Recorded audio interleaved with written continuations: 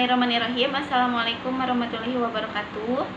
Di sini saya akan menjelaskan tentang micro teaching. Kami dari kelompok 9 yang beranggotakan ada Irman Nur Hikmah, yaitu saya sendiri. Yang kedua ada Sabila Salsa Mulyana, dan yang ketiga ada Lia Duriatul Fatimah. Nah, kami di sini akan menjelaskan tentang keterampilan mengelola kelas.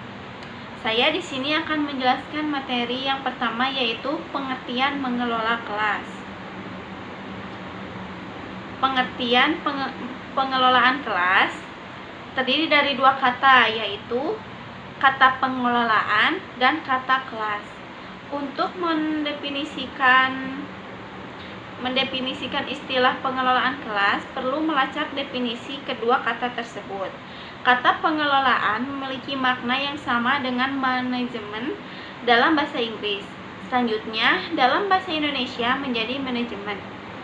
Menurut Saiful, segala manajemen adalah serangkaian kegiatan pendayagunaan segala sumber daya secara efektif untuk mencapai suatu tujuan. Kelas adalah ruangan yang dibatasi oleh 4 dinding, tempat sejumlah siswa berkumpul untuk mengikuti proses pembelajaran. Sedangkan menurut Saiful Bahri Jamah, pengelolaan kelas adalah keterampilan guru menciptakan dan memelihara kondisi belajar yang optimal dan mengembalikannya bila terjadi gangguan dalam proses interaksi eduktif. Dengan kata lain, kegiatan-kegiatan untuk menciptakan dan mempertahankan kondisi yang optimal bagi terjadinya proses interaksi eduktif. Yang dimaksud dalam hal ini misalnya penghentian tingkah laku anak yang menyeleweng perhatian kelas, perhatian ganjaran bagi ketepatan waktu, penyelesaian kerja siswa, atau penetapan norma kelompok kognitif produktif.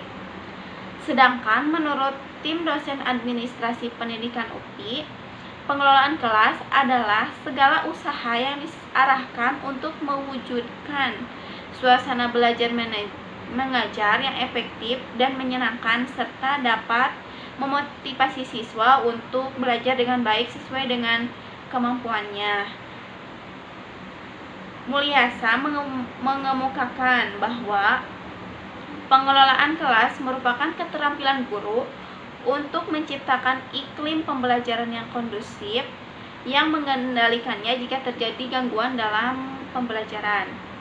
Sedikitnya terdapat 7 hal yang harus diperhatikan untuk menciptakan iklim pembelajaran yang kondusif dan menyenangkan, yaitu ruang belajar, pengaturan sarana belajar, susunan tempat duduk, penerangan, suhu, pemanasan sebelum masuk materi yang akan dipelajari, dan bina suasana dalam belajar.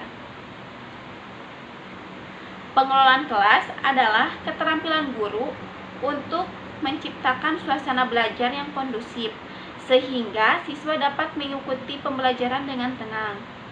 Guru juga dapat mengendalikan kelas apabila terjadi gangguan-gangguan yang dapat mengganggu ketenangan siswa mengikuti pembelajaran. Materi yang kedua yaitu tujuan pengelolaan kelas. Tujuan pengelolaan kelas adalah sebagai berikut.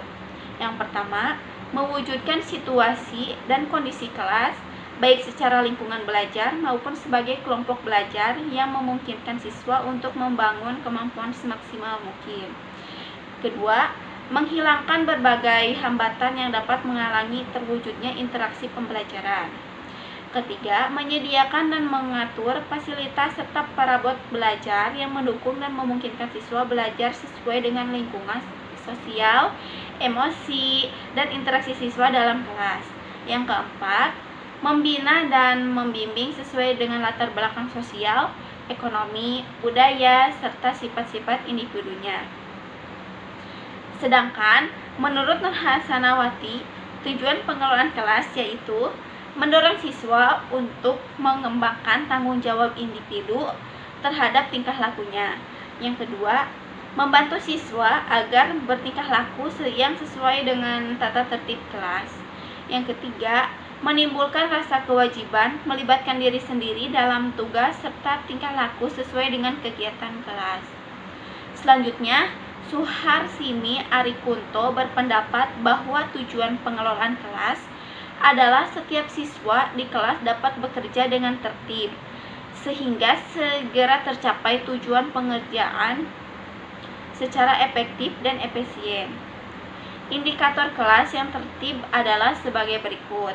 Yang pertama, setiap anak terus bekerja, tidak macet, artinya tidak ada anak yang terhenti karena tidak tahu akan tugasnya. Yang kedua yaitu setiap anak harus melakukan pekerjaan tanpa membuang waktu. Artinya setiap anak akan bekerja secepatnya agar lekas menyelesaikan tugas yang diberikan kepadanya. Nah, dari uraian di atas dapat disimpulkan bahwa tujuan pengelolaan kelas adalah untuk mewujudkan suasana belajar mengajar yang efektif dan menyenangkan, serta dapat memotivasi siswa untuk belajar dengan baik sesuai dengan kemampuannya dan menghilangkan hambatan yang dapat mengganggu pembelajaran sehingga dapat tercapainya efektivitas atau keberhasilan pembelajaran. Itu saja yang dapat saya sampaikan. Sekian, wassalamualaikum warahmatullahi wabarakatuh.